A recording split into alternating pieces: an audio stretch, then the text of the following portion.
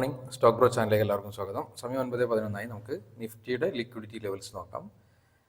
22,452 താഴേക്കാണ് market ആദ്യം വരുന്നതെങ്കിൽ ഞാൻ അപ്സൈഡിനായിരിക്കും ട്രേഡ് പ്ലാൻ ചെയ്യുക. ഇനി അതല്ല 22,619 മുകളിലേക്കാണ് മാർക്കറ്റ് ആദ്യം പോകുന്നതെങ്കിൽ ഞാൻ ഡൗൺ സൈഡിലേക്കായിരിക്കും ട്രേഡ് പ്ലാൻ ചെയ്യുക. ഇതാണ് നിഫ്റ്റിയുടെ ലെവൽസ് എന്ന് പറഞ്ഞാൽ. ഇപ്പോൾ മാർക്കറ്റ് ഓപ്പൺ ആവുന്നത് 22,541 ബാങ്ക് നിഫ്റ്റി ആണെങ്കിൽ അപ്സൈഡ് ലിക്വിഡിറ്റി 48,584, ഡൗൺ സൈഡ് 47,884, 47,979. ഈ രണ്ട് ലെവൽസ് ടാപ്പ് ചെയ്യുമ്പോഴായിരിക്കും ഞാൻ അപ്സൈഡിലേക്ക് നോക്കുക. 48,584 ആണെങ്കിൽ ഡൗൺ സൈഡിലേക്കായിരിക്കും നോക്കുക. ഞാൻ നിഫ്റ്റിയിൽ നമുക്ക് ഒരു എൻട്രി ഓപ്പർച്യൂണിറ്റി ഉണ്ട്. Market almost 10 മണിയാവാനായിട്ടുണ്ട്. നമ്മുടെ എന്താ പറയുക, ഇന്നും ക്രിയേറ്റ് ചെയ്ത ഒരു ലിക്വിഡിറ്റി പ്രകാരമുള്ള ഒരു എൻട്രിയാണ് നിഫ്റ്റിയിൽ. നമ്മുടെ ഡൗൺ സൈഡ് ലിക്വിഡിറ്റി മാർക്ക് ചെയ്ത ഏരിയയിൽ മാർക്കറ്റ് ടാപ്പ് ചെയ്തില്ല, അതുകൊണ്ടാണ് നമ്മൾ അപ്പ് സൈഡിൽ നോക്കാതിരുന്നത്. ഇപ്പം ഇന്ന് ക്രിയേറ്റ് ചെയ്തൊരു ലിക്വിഡിറ്റി ഏരിയ ടാപ്പ് ചെയ്തിട്ടുണ്ട്, ചേഞ്ച് ഓഫ് ക്യാരക്ടറൊക്കെ തന്നിട്ടുണ്ട്. അപ്പോൾ ഒരു എൻട്രി ഏരിയയിലേക്ക് വരുന്നുണ്ട്. ബാങ്ക് നിഫ്റ്റിയിൽ പ്രത്യേകിച്ച് എൻട്രി ഒന്നുമില്ല, നമുക്ക് വെയിറ്റ് ചെയ്യാം. നിഫ്റ്റിയിൽ ഒരു എൻട്രിക്ക് വേണ്ടി വെയിറ്റ് ചെയ്യാം. 22,500 ഇപ്പോൾ മാർക്കറ്റ് ഉള്ളത്. ഓക്കെ, നോക്കാം.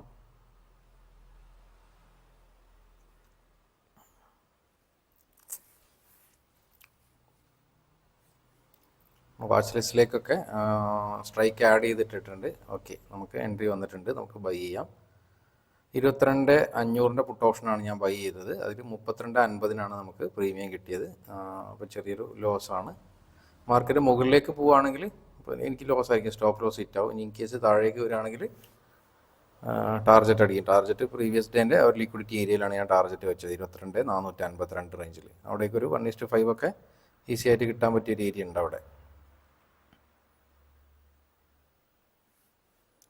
നോക്കാം. പ്രീമിയം പിന്നെ എന്താ പറയുക, ഇന്ന് എക്സ്പയറി ഡേ ആണ്. പ്രീമിയം വളരെ കുറഞ്ഞ പ്രീമിയത്തിനാണ്, നമുക്ക് 32 ഉള്ളൂ. എക്സ്പയറി ഡേയിൽ അറിയാലോ, മാർക്കറ്റ് നല്ലൊരു മൊമെൻറ്റം ഫാസ്റ്റായിട്ട് തരികയാണെങ്കിൽ പ്രോഫിറ്റും അതുപോലെ കൂടും. അതുപോലെ ഇൻ കേസ് മാർക്കറ്റ് ഒരു ഏരിയയിൽ തന്നെ സ്പെൻഡ് ചെയ്യുകയാണെങ്കിൽ നമ്മുടെ എന്താ പറയുക,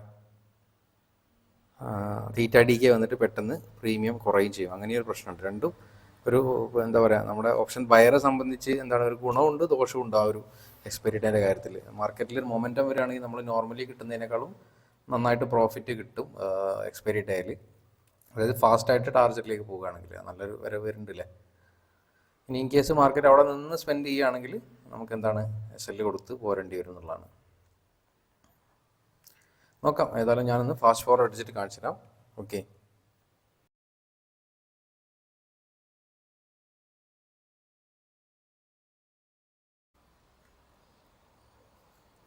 സമയം 9:57 നമ്മുടെ SL അടിച്ചിട്ടുണ്ട്. അവിടെ ഓർഡേഴ്സ് ഇവിടെ കാണാം. 32 എൻട്രി എടുത്തു, 26.50 എക്സിറ്റ്. അതായത് 6 പോയിന്റ് SL, 2,250 രൂപ, എക്സാക്ട്ലി 6 പോയിന്റാണ്. ഇതിൽ നമുക്കൊരു 4,000 രൂപയൊക്കെ പ്രോഫിറ്റ് വരെ കാണിച്ചിട്ടുണ്ടായിരുന്നു. പക്ഷേ മാർക്കറ്റ് ഡൗൺ സൈഡിലേക്ക് അധികം വന്നിട്ടില്ല. നമുക്ക് ഒരു ടാർജറ്റ് അടിക്കുകയാണ്, ഒരു 12,000 അബോവ് വരാൻ ചാൻസ് ഉണ്ടായിരുന്നു ഇന്നത്തെ ദിവസം. പക്ഷേ നമുക്ക് കിട്ടിയില്ല. നമ്മുടെ ഫസ്റ്റ് ഓപ്പർച്യൂണിറ്റി കഴിഞ്ഞു. ഇനി നമുക്ക് ഒരു SL കൂടെ വന്നു കഴിഞ്ഞാൽ ഇന്നത്തെ ദിവസം സ്റ്റോപ്പ് ചെയ്യേണ്ടി വരും. ഇൻ കേസ് ടാർജറ്റ് കിട്ടുകയാണെങ്കിൽ അടുത്ത ട്രേഡിൽ നമുക്ക് പിന്നെ ഒരു അവസരം കൂടി നോക്കാം. നമുക്ക് ഇനി നല്ല അവസരം വരികയാണെങ്കിൽ ഞാൻ അപ്ഡേറ്റ് ചെയ്യാം. സമയം 10:51 ആയിട്ടുണ്ട്. അതിൻ്റെ ഇടയിൽ ഞാൻ ഒരു ട്രേഡ് എടുത്തിട്ടുണ്ട്, SL അടിച്ചിട്ടുണ്ട്. ആ ഒരു ട്രേഡിൻ്റെ ടൈമൊക്കെ ഞാൻ കാണിച്ചു തരാം.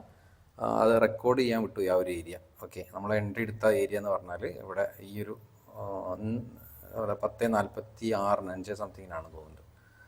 ഇവിടെ ഓർഡറിൽ കാണാം.